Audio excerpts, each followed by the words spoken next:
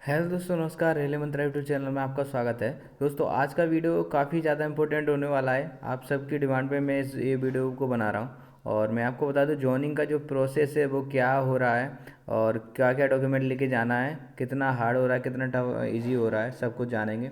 CC जो character certificate होता है उस पर किसके साइन करवाना कंपलसरी है, बॉन्ड पेपर कैसे भरे कैसे ना भरें, और बहुत सारे आपके जो डाउट्स हैं वो मैं इस वीडियो में आपको बताने वाला हूँ।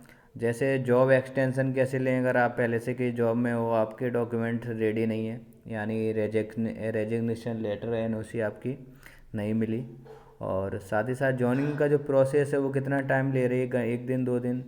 फ़ोटो का साइज़ क्या डिमांड हो रही है, और रॉन्ग ईमेल आईडी है तो क्या है, कैसे उसको करेक्ट करेंगे, वैकेंसी इशू है क्या क्या मुद्दा है, ये सब पे चर्चा करेंगे। तो इस वीडियो का जो फ़ायदा है वो दो कैंडिडेट के लिए होने वाला है, चाहे वो दिल्ली वाले हों चाहे अम्बाला वाले हों। क्योंकि कुछ मेरे फ्रेंड्स हैं वो दिल्ली जॉइनिंग उनकी हो चुकी है, उन्होंने अपना एक्सपीरियंस मुझे बताया था। एक एक जो इन्फॉर्मेशन रिक्वायर्ड है सभी इन्फॉर्मेशन। और साथ ही साथ एनटीपीसी ग्रुप वाली कैंडिडेट भी इस वीडियो को ज़रूर देखें, क्योंकि जॉइनिंग का जो प्रोसेस होता है रेलवे में वो 99% सेमी होता है। सेमी जो डॉक्यूमेंट होते हैं सबको ले जाने होते हैं, सबको साइन वाइन करवाना होता है। तो चलिए वीडियो को स्टार्ट करते हैं। तो सबसे पहले मैं आपको बता दूं, कैरेक्टर सर्टिफिकेट का जो फॉर्मेट है वही है कि आपको कैरेक्टर सर्टिफिकेट लेके जाने हैं, और किसी भी गैजेट ऑफिसर का आप साइन करवा सकते हो सील लगवा के, और उस पर डेट डलवा लो तो आपका कंप्लीट माना जाएगा। और साथ ही साथ जब तक बोला ना जाए आपको फर्स्ट क्लास मजिस्ट्रेट, जैसे एसडीएम डीएम और जो मजिस्ट्रेट होते हैं सिविल जज वगैरह, तो उन जब तक बोला ना जाए तब तक कोई करवाने की ज़रूरत नहीं है उनकी साइन सील। क्योंकि वो डिफ़िकल्ट होता है, फर्स्ट क्लास का बहुत ज़्यादा बिजी होते हैं, ईज़िली वो करते नहीं। वो आपसे बोलेंगे जाओ पुलिस वेरिफिकेशन करवा के लाओ, उसके बाद कहीं और से करवा के लाओ, तब जाके वो करेंगे। मतलब बहुत सारे दिक्कत होते हैं। सबसे आसान रहता है गैजेट ऑफिसर का डॉक्टर से आप ईज़िली करवा सकते हो, और प्रिंसिपल से करवा सकते हैं, कोई गवर्नमेंट स्कूल हो कॉलेज हो वहाँ से करवा सकते हैं आसानी से, एमपी एमएलए की करवा सकते हो। जो भी आपको सूटेबल लगे उसके अकॉर्डिंग आप कैरेक्टर सर्टिफिकेट पे साइन सील और डेट डलवा सकते हो। कोई दिक्कत नहीं है, भर आप उसको खुद ही लोगे क्योंकि आसान है भरना। और साथ ही साथ जॉब एक्सटेंशन कैसे लें, तो जॉब एक्सटेंशन वालों के लिए इसमें आपको बता दूँ, आपको जॉइनिंग प्रोसेस में वहाँ पे जाना है, पूरा प्रोसेस कंप्लीट करना है, जो डॉक्यूमेंट हैं जितने भी रिक्वायर्ड सब कुछ ले जाना है। एक्सटेंशन का जो रिलीविंग लेटर आपके पास नहीं होगा ना, तो उसके लिए वो आपको टाइम दे देंगे। ठीक है, कोई दिक्कत नहीं।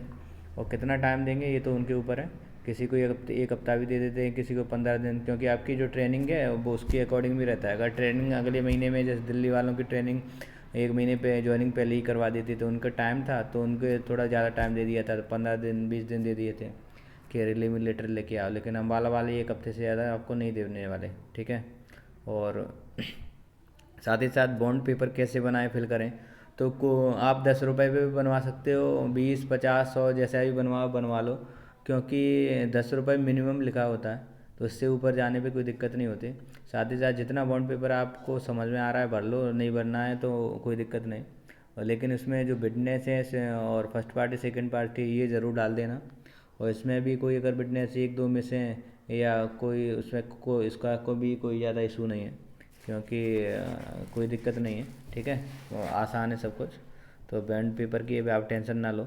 और कुछ कैंडिडेट का क्वेश्चन रहता है कि बॉन्ड पेपर बॉन्ड का जो फॉर्मेट रहता है एग्रीमेंट का रहता है वो सेम ही है अलग है, दोनों सेम ही है भाई, कोई दिक्कत नहीं होती।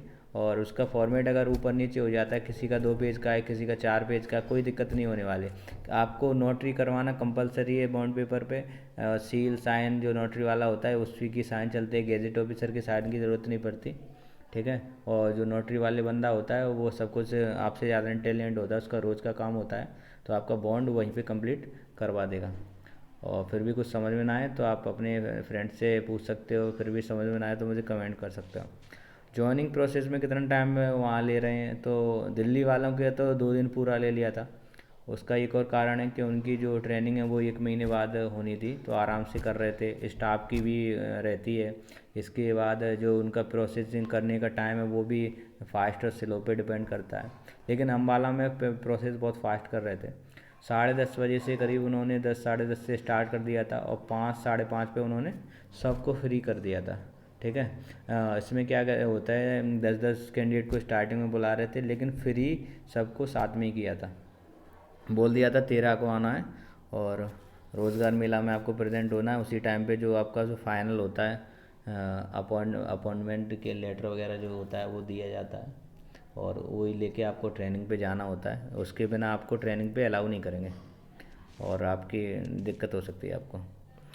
तो इसके बाद फ़ोटो साइज़ का इशू, कुछ कैंडिडेट बोल रहे थे 5 सेंटीमीटर इंटू 7 सेंटीमीटर का बनाना है, बड़ा छोटा। कोई दिक्कत नहीं है, आप अपना जो पासपोर्ट साइज़ का होता है वही ले जाओ, फ़ोटो का कोई इशू नहीं है। डॉक्यूमेंट सेल्फ अटेस्टेड करना है या गैजेट से, तो self attested is enough, gadget की कोई ज़रूरत नहीं। गैजेट इतने डॉक्यूमेंट पे करेगा ही नहीं तुम्हारे पे। तो वैसे वैसे भी आपके जो डॉक्यूमेंट्स आते हैं 10वीं 12वीं या ग्रेजुएशन का जहाँ से भी आते हैं बोर्ड से, वो पहले से ही गैजेटेड के उस पर साइन होते हैं। ठीक है, वो आपकी मार्कशीट कंप्लीट मानी जाती है। उसके बाद अब डॉक्यूमेंट भी सेल्फ अटेस्टेड कर दो। 10वीं 12वीं का सेट कैसे लगाना है मैं आपको बता देता हूँ। 10वीं, उसके नीचे 12वीं, उसके नीचे ग्रेजुएशन, उसके नीचे आप अपने कास्ट सर्टिफिकेट 2 सेट में, एक में ओरिजिनल एक में फ़ोटोकॉपी वाला। ठीक है, और उसमें आप अपना बैंक के अकाउंट की पासबुक है तो उसकी जो फ़ोटोकॉपी, दोनों में एक एक। और कैंसल चेक तो आप लगा देना एक। ठीक है, किसी भी एक सेट में। और उसके साथ आप पैन कार्ड की एक एक फ़ोटोकॉपी दोनों सेट में, आधार कार्ड की, और भी कोई डॉक्यूमेंट अगर मिस हो तो मुझे पूछ लेना। लगभग कंप्लीट ही हो गया होगा। इसके अलावा एनपीएस का जो फॉर्म होता है वो भी सी में अटैच कर देना। बस जितना भर सके उतना भर लेना, और नहीं हो भर सके तो उसको खाली छोड़ देना। अटेस्टेशन फॉर्म आप भर ही लोगे, ईजी होता है, 2 3 बार पढ़ोगे खुद से ही समझ में आ जाता है। फिर भी ना समझ में आए तो वहीं पे जाके भर लेना, बहुत सारे बंदे वहीं पे जाके भरते हैं अटेस्टेशन, वहीं पे फ़ोटो पेस्ट करवा लेना। और अटेस्टेशन भरना भी आसान है, 4 सेट अटेस्टेशन के ले जाने, 2 कैरेक्टर सर्टिफिकेट किसी भी गैजेट के। ठीक है, और इसके अलावा जो सबसे बड़ा जो मुद्दा है, बहुत से कैंडिडेट ने मुझसे बोला था, मैसेज किया था कि भाई ये पूछ के आना कि वैकेंसी इशू तो नहीं है। सीनियर सीसीटीसी वालों का भी आया था, एसएम वालों का भी आया था, और सीसीटीसी, तो उनका वही रिप्लाई है। उनका रिप्लाई था वो मैं उनके वर्ड में बोलता हूँ। मैं उन्होंने कहा था, बिलीव मी सबकी ज्वाइनिंग होगी, टाइम ज़रूर लग सकता है, ये ZRTI के ऊपर डिपेंड करता है, क्योंकि कैंडिडेट ज़्यादा हैं, कैपेसिटी कम है, समझ सकते हो। तो इस हिसाब से टाइम तो आपका भी लग सकता है, लेकिन आप एसएम वाले चांसेस हैं कि उनको जो 3 महीने का बैच है स्टेशन मास्टर का, उसमें आपको चांस है कि कुछ ना कुछ कैंडिडेट तो लगभग जिसमें जाएंगे, एक और बैच उसमें जाने वाला है अम्बाला से। ठीक है, अम्बाला और दिल्ली से कोई इशू नहीं है। और साथ ही साथ वैकेंसी का किसी भी प्रकार से कोई इशू नहीं है। जब तक ऑफिशियल कोई न्यूज़ नहीं आती तब तक कोई भी ग्रुप में आपके पास इन्फॉर्मेशन आ रही है सबको फेक समझो, क्योंकि होता क्या है, किसी और जोन में, किसी और डिवीज़न में कहीं कोई प्रॉब्लम छोटी होती है तो वो वायरल होकर सभी डिवीज़न में फैल जाती है, और सब कैंडिडेट को लगता है हमारे डिवीज़न में ये प्रॉब्लम है, पर ऐसा नहीं होता, और सबको ज्वाइनिंग मिलेगी। ये बस इस बात को आप समझ लो, 100% मिलने वाले। साथ ही साथ ईमेल अगर रॉन्ग है तो क्या करें, तो उसका आपका पास नंबर है, ग्रुप में हो यही सभी के पास टेलीग्राम पे। ठीक है, वो ले लो। तो अपने डिवीज़न का जो भी नंबर है, जहाँ पे जो काम करते हैं वहाँ पे कुछ बंदे, तो उनको व्हाट्सएप पे भेज दो डिटेल, और उसमें अपना नाम, roll number, wrong email ID, सही ईमेल आईडी करेक्ट वाली उसको डाल दो। और आप अगर सीनियर सीसीटीसी वाले हो, आपकी आईडी रॉन्ग है तो बता दो ईमेल पे कौन से नंबर पे, तो कौन, ताकि उनको ढूंढना अपने जो रिकॉर्ड में इजी हो जाएगा, तो बता के आप उनको करेक्ट करवा सकते हो। साथ ही साथ एक और क्वेश्चन सभी कैंडिडेट ने पूछा था, अगर 130 कैंडिडेट 103 कैंडिडेट को बुलाया गया है अम्बाला से, अम्बाला वालों ने ट्रेनिंग पे 17 को भेजेंगे, अगर उसमें कुछ कैंडिडेट एब्सेंट होते हैं तो क्या कुछ एक्स्ट्रा कैंडिडेट को बुलाया जाएगा? तो इस बारे में मैंने पूछा था, उन्होंने कहा जी हाँ बुला सकते हैं। इस बात को वो हमें हमेशा कुछ बात को कंफर्म नहीं बोलेंगे, वो बात को बोल देंगे उसके बाद बोलेंगे ऐसा हो सकता है, और ये फाइनल डिसीजन सीनियर पे होगा, ये उन्होंने बोला है कि ऐसा बिल्कुल हो रहा है। मतलब इस बारे में वो चर्चा करेंगे, उनका डिस्कशन होगा प्रॉपर तरीके से।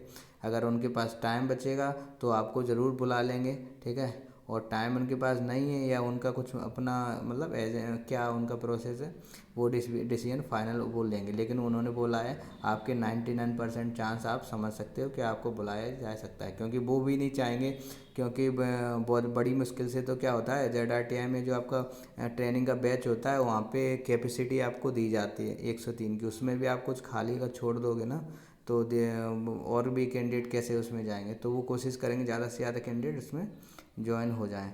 तो जो भी कैंडिडेट का 103 रोल नंबर ईमेल आईडी के बाद वाले हैं 120 तक 25 तक, वो भी अपने डॉक्यूमेंट को कंप्लीट करके रेडी रखें, क्योंकि वैसे भी आपको 2 महीने बाद जाना है, तब भी आपको रेडी करवाना है। तो पहले भी करके रखें, किसी वक्त अगर बुलावा आ जाए तो आप मतलब रेडी रहो, नेक्स्ट डे ही आप पहुंच जाओ, ऐसे ऐसे रेडी होना चाहिए। अदर भी कोई इन्फॉर्मेशन आपको अगर चाहिए तो आप मुझे कमेंट कर सकते हो। उम्मीद है कि मैंने सारे जो इम्पोर्टेंट पॉइंट्स है उसको मैंने कवर अप कर लिया। और फिर वीडियो अगर अच्छा लगा हो तो सब्सक्राइब ज़रूर करें, लाइक करें, नया चैनल है सबसे सपोर्ट करें। Thank you everyone for watching video and all the best. आपका दिन शुभ रहे, धन्यवाद।